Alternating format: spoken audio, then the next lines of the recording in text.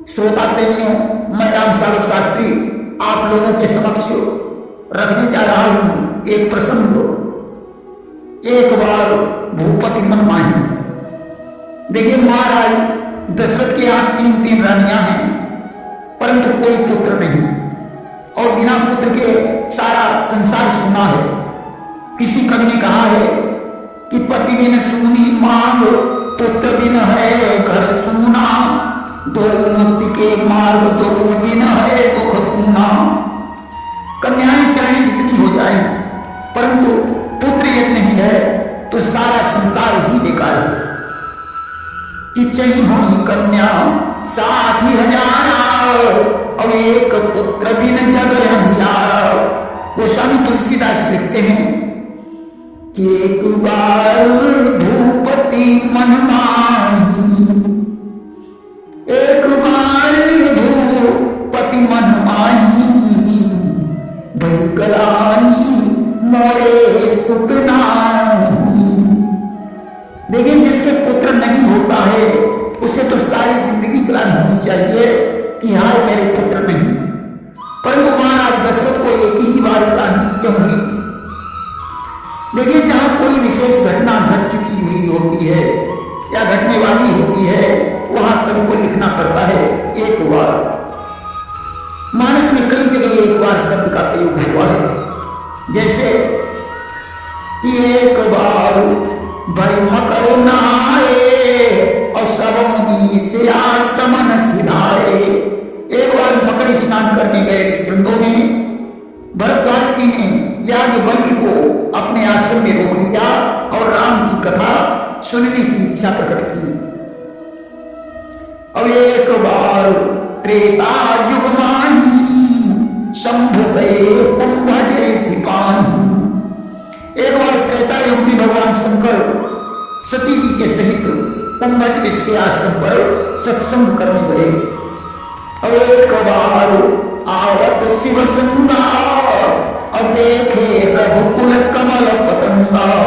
एक बार सती जी भगवान शंकर के सहित कुंभज ऋषि के आश्रम से लौट रही थी, तो उन्होंने रास्ते में भगवान राम को देखा। और एक बार तिनके हित लागी, और शरीर भगत अनुरागी। एक बार भगवान ने कुंभकर्ण और रावण के उद्धार हेतु मनुज का तन धारण किया। और एक बार करतल कर बीना, और गावत हरि गुण गान करीना। एक बार देवर्षि नारद ने कामदेव पर विजय प्राप्त कर ली, और यह बताने के लिए वे नारायण का गुणगान करते हुए क्षीर सागर में पहुंचे।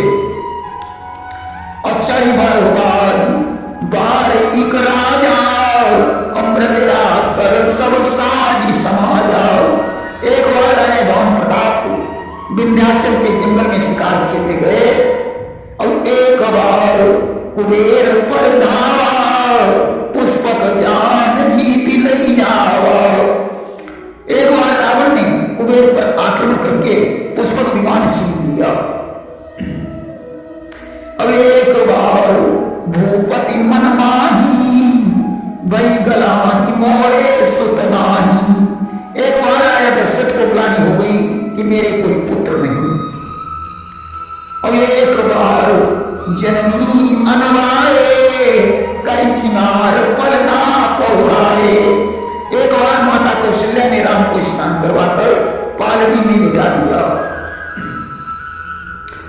और एक बार कालों किनो सियहित समर्जित हो हम सो। कुछ घमंडी राजाओं ने सीता जी के स्वयंवर में कहा कि एक बार काल भी हो, उस पर भी मैं सीता जी के कारण युद्ध में विजय प्राप्त कर लूंगा। और एक बार सब सहित समाजा, राजसभा रघुराज विराजा। एक बार सभी समाज के सहित राजसभा में भगवान राम विराजमान होंगे। और एक बार प्रभु सुखयासीना, लक्ष्मण वचन कहे चलहीना। एक बार लक्ष्मण ने भगवान राम से शरीहीन वचन कहे। और एक बार चुनी कुसुम सुहाए और निज कर भूषण राम बनाए। एक बार भगवान राम ने सीता जी का फूलों के आभूषण से श्रृंगार किया। पंचवटी सुगई एक बार और देखी विकल भई जुगुल कुमारा। एक बार राम की बहन सुपर्णखा पंचवटी में गई और राम लक्ष्मण को देखकर विकल हो गई। तो एक बार रघुनाथ बुलाए गुरु तुझ पुरवासी सब आए। एक बार भगवान राम ने गुरु तुझ और पुरवासियों को बुलवाया। अब एक बार वशिष्ठ मुनि आए जहां राम सुखधाम सुहाए। एक बार वशिष्ठ जी भगवान राम के पास आए। इस प्रकार मानस में कई जगह एक बार शब्द का प्रयोग हुआ है। आखिर महाराज दशरथ के साथ एक बार कौन सी घटना घटित हुई जिससे उन्हें ग्लानि हो गई कि हाय मेरे कोई पुत्र नहीं। इस विषय को लेकर सज्जनों के अलग अलग विचार हैं। एक सज्जन का विचार है कि एक बार की बात है, महाराज दशरथ रथ पर सवार होकर राजा इंद्र से मिलने के लिए इंद्रलोक को गए कि एक रोज दशरथ नपराई और सुरपति भवन पहुंचे जाई। देवराज इंद्र उन्हें देखकर बड़े प्रसन्न हुए। इंद्रासन पर बिठलाकर उनका स्वागत सत्कार किया और सूर्यपति ने जो सौभाग्य जितावा स्वर्ण सिंहासन वही बिठावा। हाल साल पूछने के बाद महाराज दशरथ इंद्र से अनुमति लेकर घर के लिए चल पड़े। इंद्र ने सेवक को बुलवाकर सिंहासन दिलवाने का आदेश दिया। सेवक सिंहासन धोने लगा कि चले भवन दस रथ बलदाई इंद्र सिंहासन दीन धुलाई। महाराज दशरथ की नजर पड़ गई। अस्त में वापस लौट आए और उन्होंने इंद्र से पूछा, देवराज आपने ये सिंहासन क्यों धुलवाया? आज दशरथ के वचनों को सुनकर इंद्र मुस्कुराने लगे। कारण पूछो जब न पुराई बोले इंद्र वचन मुस्काई। इंद्र ने कहा, महाराज दशरथ बुरा नहीं मानना, आपके कोई पुत्र नहीं है, इसलिए आपके बैठने से ये सिंहासन अपवित्र हो गया कि सब सुख साज अवध के माही लेकिन भवन एक सुत नाही।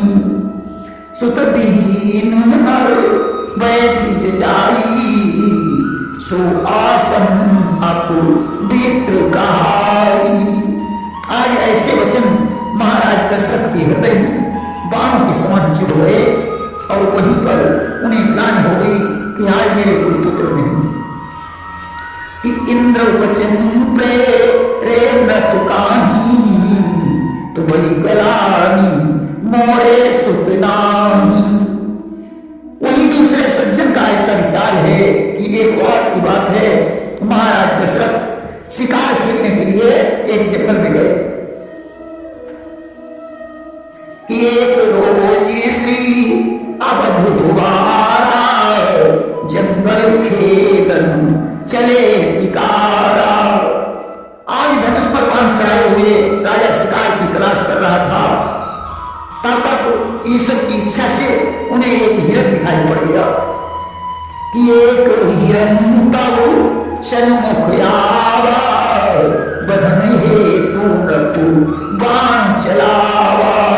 राजा ने उस हिरन पर शब्दवेदी बाण का संधान कर दिया, परंतु निशाना चूक गया कि यद्यपि सद वेद सर गए तुम चूकी निशाना गए।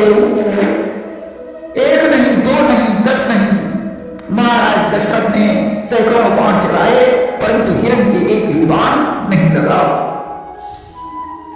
हिरन ने हंसकर कहा, महाराज आप अयोध्या को लौट जाइए, क्योंकि तुम्हारे हाथों से मेरी मृत्यु नहीं हो सकती है।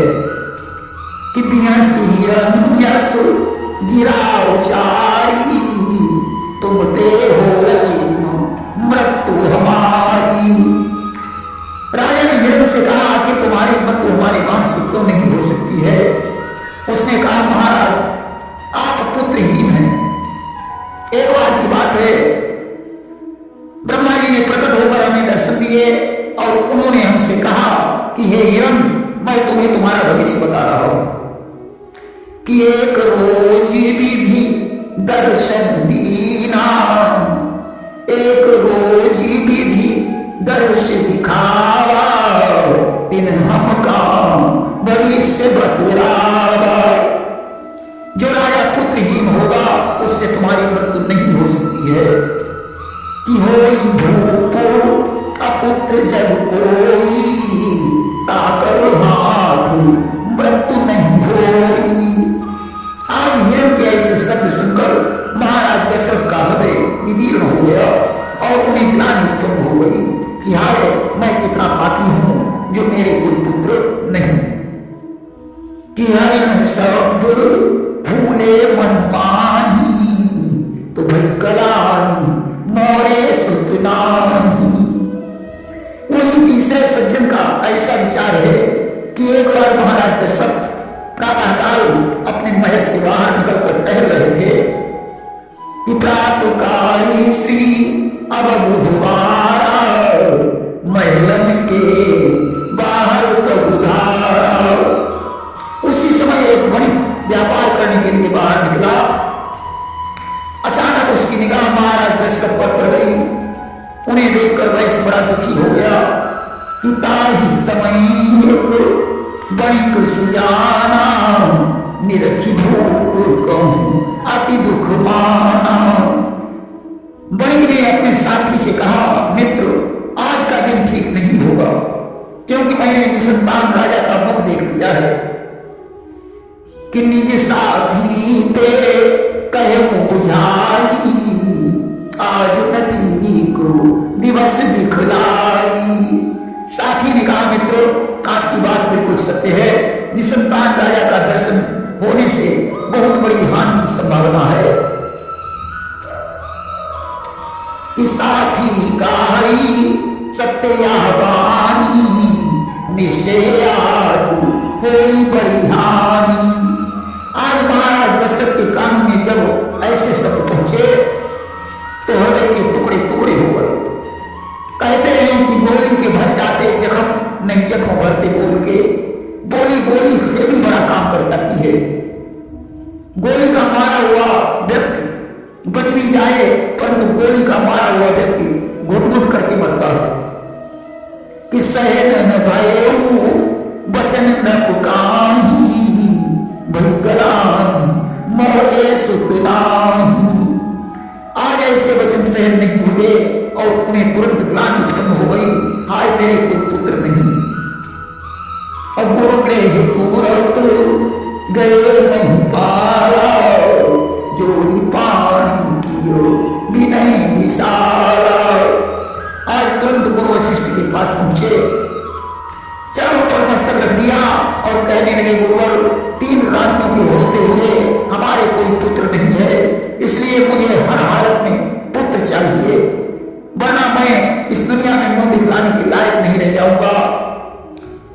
वशिष्ठ जी ने कहा राजन चिंता करने की जरूरत नहीं है कि धरो धीर सुतचारी, त्रिभुवन विदित भरत भयहारी।